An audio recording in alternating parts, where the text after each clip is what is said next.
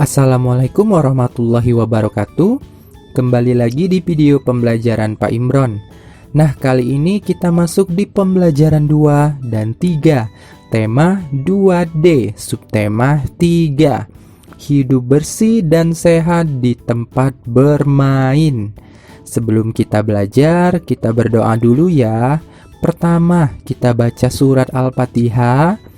Kedua, kita baca doa supaya kita dipermudahkan segala urusan.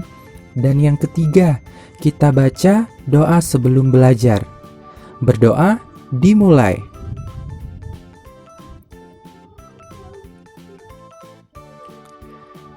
Berdoa selesai. Tujuan pembelajaran kita kali ini, yang pertama, siswa dapat membuat kreasi dari tanah liat dan menyebutkan contoh karya seni 3 dimensi. Yang kedua, siswa dapat menuliskan hasil pengamatan tentang tempat bermain yang tidak bersih. Yang ketiga, siswa dapat menentukan ruas garis pada bangun ruang. Yuk kita mulai belajar aja. Nah, ayo berkreasi. Nah, Nina dan Deli bermain tanah liat. Kerajinan dari tanah liat termasuk karya 3 dimensi. Berikut contoh kerajinan yang dibuat dari tanah liat. Nih, ini adalah contoh kerajinan yang dibuat dari tanah liat nih. Pertama nih ada gerabah ya, bentuknya macam-macam. Kemudian ada keramik nih. Ada yang bentuknya kucing nih keramiknya ya. Dan juga di sini ada keramik tapi bentuknya kayak wadah untuk minum ya.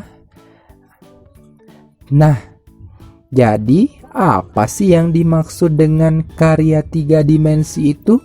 Ada yang tahu nggak?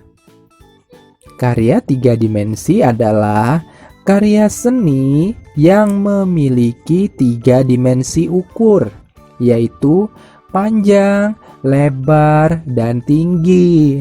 Ya, kalau misalkan karya seni 2 dimensi kemarin yang sudah kita pelajari, itu adalah karya seni yang memiliki panjang dan lebar saja. Dia tidak ada tinggi. Contohnya gambar atau lukisan. Nah, kalau karya 3 dimensi ini bukan hanya panjang dan lebar, tapi karya seni ini memiliki 3 dimensi ukur, yaitu panjang, lebar, dan tinggi. Nah, selain dari karya dari tanah liat, ada juga karya 3 dimensi lainnya nih.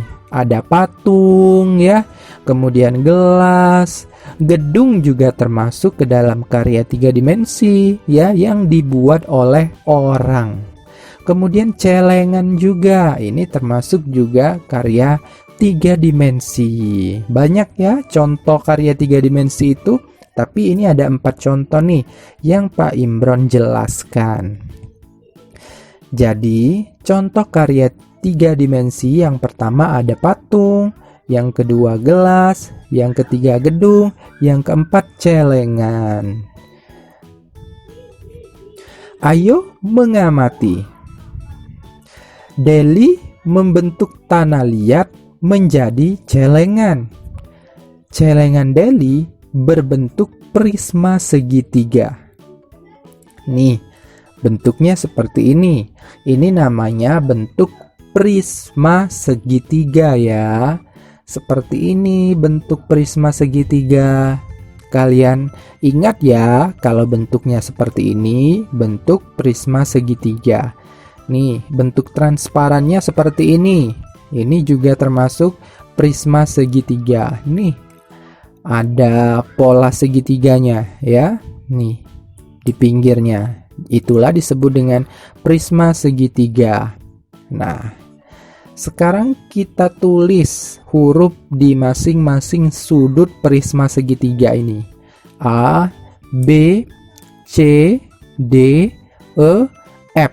Ya, seluruh sudutnya sudah kita tulis. Kemudian, berapa jumlah ruas garis pada bangun ruang prisma segitiga ini? Ayo, berapa nih? Kita sudah belajar kan ruas garis itu yang mana? Ruas garis itu yang ini. Contohnya, nih dari sudut A ke sudut B. Ya, dari sudut A ke sudut B ini yang ada garis hitam ini namanya satu ruas garis. Seperti itu dihitung ya. Ini termasuk ruas garis. Kemudian mana lagi ruas garisnya? Nih, AB. Ini ke sini. Kemudian BC dari sini ke sini ya. Kemudian ruas garis AC ya. Nih. A ke C. Selanjutnya ruas garis A ke D. Kemudian ruas garis B ke E. Selanjutnya ruas garis C ke F. Selanjutnya ruas garis D ke E. Selanjutnya ruas garis E ke F. Selanjutnya ruas garis D ke F. Jadi ada berapa ruas garis? Ada 9 ruas garis pada bangun prisma segitiga ini ya. Coba hitung lagi. Pak Imron ulangi, kalian harus paham yang mana ruas garis. Ini ya ruas garis itu. Nih, yang menghubungkan sudut B ke sudut E. Seperti itu ya. Sudut B ke sudut E. Selanjutnya, nih, setelah bermain tanah liat, teras rumah menjadi berantakan. Ada genangan air dan noda kotoran tanah. Nina dan Deli segera membersihkan teras.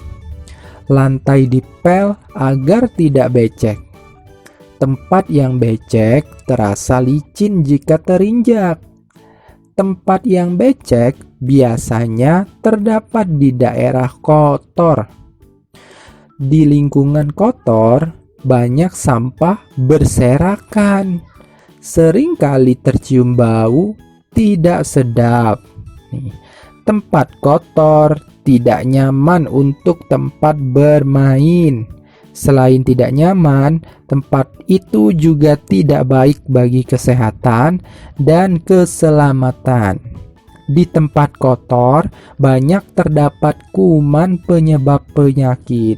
Nah, kita sudah membaca teks cerita ini. Kira-kira apakah kalian pernah menjumpai lingkungan yang kotor di sekitar kalian nih? Seperti dalam cerita ini. Pernah nggak? Kalau misalkan kalian pernah menjumpai lingkungan yang kotor di sekitar rumah kalian, kira-kira apa yang akan kalian lakukan? Apakah kalian akan membiarkannya saja?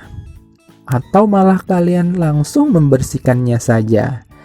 Sebaiknya kalau kalian melihat lingkungan rumah kalian kotor, ya seperti ini, dibersihkan. Ya, di sini lihat gambarnya, mereka berdua membersihkan lingkungan rumahnya yang kotor, ya. Nah, kemudian kalau misalkan sudah bersih, kira-kira bakal ada kuman penyakit nggak? Nggak ada, kan sudah hilang kumannya karena sudah dibersihkan tadi. Jadi kalau misalkan lingkungan rumah kalian kotor, kalian tidak boleh membiarkannya saja, tetapi harus membersihkannya. Seperti itu ya. Nah, di sini ada sebuah gambar. Sekarang ada tugas untuk kalian nih. Amatilah gambar teras rumah Deli sebelum dibersihkan. Apa pendapatmu tentang gambar itu? Tuliskan hasil pengamatan dalam bentuk laporan ya. Kalian amati dulu gambarnya, kemudian kalian buat laporannya sesuai dengan gambar yang kalian amati ya. Kalian ceritakan aja, jadi bagaimana gambar ini, apakah bersih, apakah kotor, apakah banyak sampah ya. Kalian ceritakan saja. Pak Imron tunggu jawabannya, dikirim ke WA grup aja ya. Nah, pembelajaran kita sudah selesai. Sebelum kita menutup pembelajaran ini, kita berdoa dulu yuk. Kita baca surat Al-Asr. Berdoa dimulai. Berdoa selesai. Wassalamualaikum warahmatullahi wabarakatuh.